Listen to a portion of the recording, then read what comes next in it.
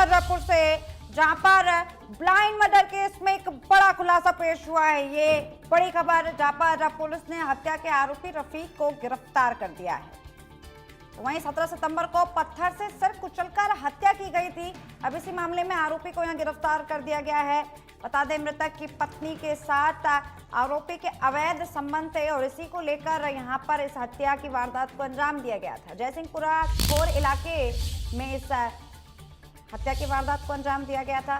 तो वहीं ये पूरा मर्डर ब्लाइंड हत्याकांड के तौर पर काफी मशहूर हुआ था। वहीं लगातार पुलिस पर ये प्रेशर था कि यहाँ पर आरोपी को ढूंढा जाए।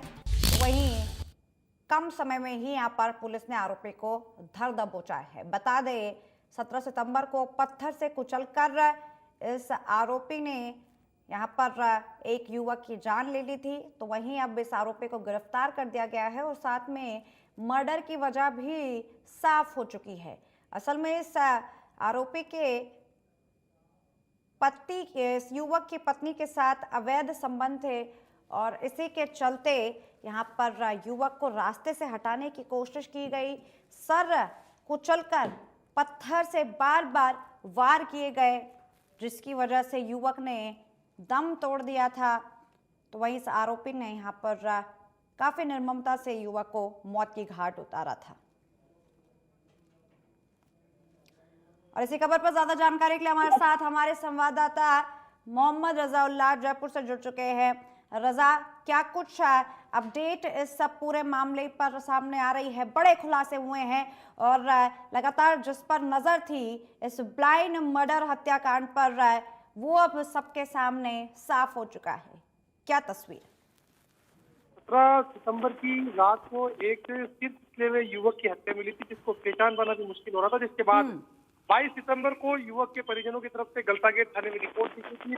जब जानकारी ली गई तो सिर कुचलने वाले जो युवक है उसकी पहचान इरफान के रूप में हुई। जब पुलिस ने गहनता से जानकारी ली और आसपास के इलाकों के सीसीटीवी फुटेज देखे तो उसके अंदर सामने आया कि जो इरफान का पड़ोसी है रफीक, वो इरफान के साथ शराब लेता हुआ नजर आ रहा था एक दुकान पर, और शराब लेने के बाद दोनों एक साथ शराब पी रहे थे। जो आरोपी इरफान है उसका जो युवक इरफान जिसकी मृत्यु हुई है उसकी पत्नी जो है उससे जो आरोपी रफीक है उसके अवैध संबंध चल रहे थे। अवैध संबंध के चलते पूरे इस घटनाक्रम को अंजाम दिया गया। सिल कुचलकर जो युवक इरफान है उसकी हत्या कर दी गई। बाकायदा मामले का खुलासा करते हुए एडिशनल डीसीपी जो नॉर्थ है रानू शर्मा, उन्होंने बताया कि जिस तरीके से डीसीपी नॉर्थ राशि डोगरा ने जैसे घटनाक्रम सामने आया उसके बाद विशेष टीम का गठन एसीपी जो शिवरतन गोदारा है उनके सुपरविजन में एसएचओ राजेश कुमार के नेतृत्व के अंदर कर दिया गया था। जिसके बाद बड़ी कार्रवाई को अंजाम देते हुए जो कांस्टेबल ओम प्रकाश ने उनकी पूरी कार्रवाई के अंदर विशेष भूमिका रही है। जो आरोपी रफीक है उसको गिरफ्तार कर लिया है।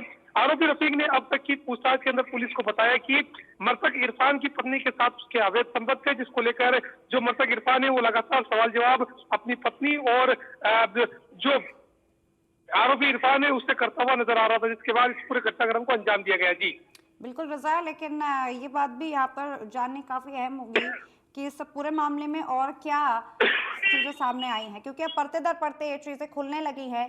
तो ऐसे में क्या यहाँ पर जो मृतक है उसकी पत्नी के भी इस आरोपी के साथ इस सब पूरे हत्याकांड में संलिप्त होने की बातें सामने आई हैं, या फिर अकेले ही और अपनी ही मंशा से यहाँ पर इस युवक ने, इस आरोपी ने युवक की इस मर्डर का अंजाम दिया था?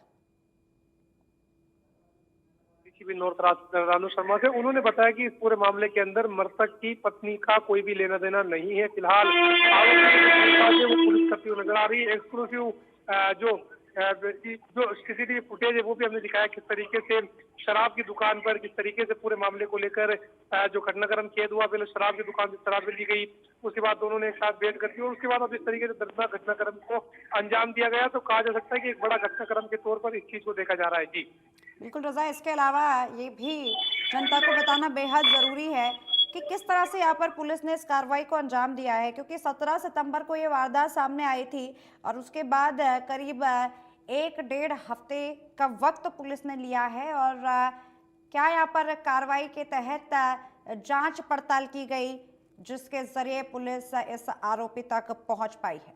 रजा,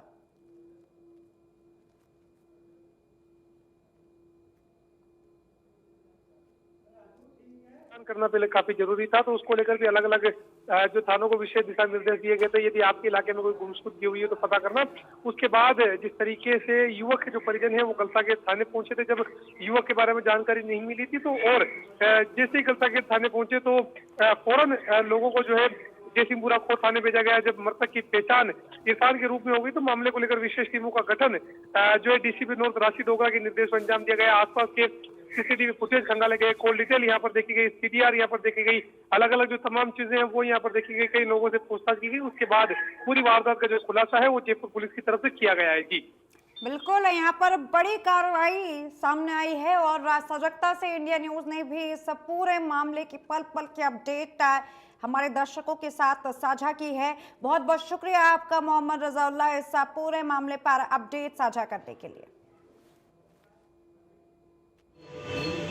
17 सितंबर को एक अज्ञात लाश मिली थी नायला रोड पे, जयसिंहपुरा थाना खोर थाना इलाके में, और मृतक की उम्र कोई 30-35 साल थी। आसपास काफ़ी उसके बारे में पता किया पर कुछ पता नहीं चल पाया। उसकी जो लाश मिली थी उससे पास में पत्थर पड़ा हुआ था, मुंह पूरी तरह कुचला हुआ था उस लाश का, और उसकी जेब में कुछ चाबी वगैरह भी मिली थी, पर ऐसी कोई पहचान उसकी हमको कुछ ऐसा पुख्ता कुछ नहीं मिला था जिससे उसकी पहचान साबित हो सके।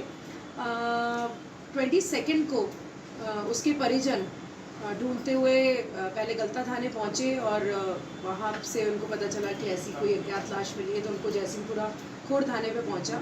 तब उसकी पहचान इरफान नाम के व्यक्ति से हुई, जो कि मूलतः बरेली यूपी का रहने वाला है और वो यहाँ पे मजदूरी का काम करता है। थोड़ी और पूछताछ करने पे फिर पता चला, हमारी डीसीपी मैडम राशि डोगरा मैम ने तभी एक टीम गठित कर दी थी, राजेश जी जो हमारे एसएचओ खोर है उनके नेतृत्व में, और पहचान होने के बाद टीम एक्टिव हुई। उसके मिलने चलने वाले को पता चला तो ये तथ्य सामने आए कि मृतक ने रफ़ीक उर्फ सोनू नाम के व्यक्ति, जो कि उसका पड़ोसी भी था और उसी के गांव का था, उसके साथ उस दिन शराब खरीदी थी और शराब पी थी, और तो उस पर शक गहरा कर गया। उसके लिए टीम लगाई और रफ़ीक उर्फ सोनू को पूछताछ के लिए बुलाया, तो उसने अपना जुर्म कबूल किया।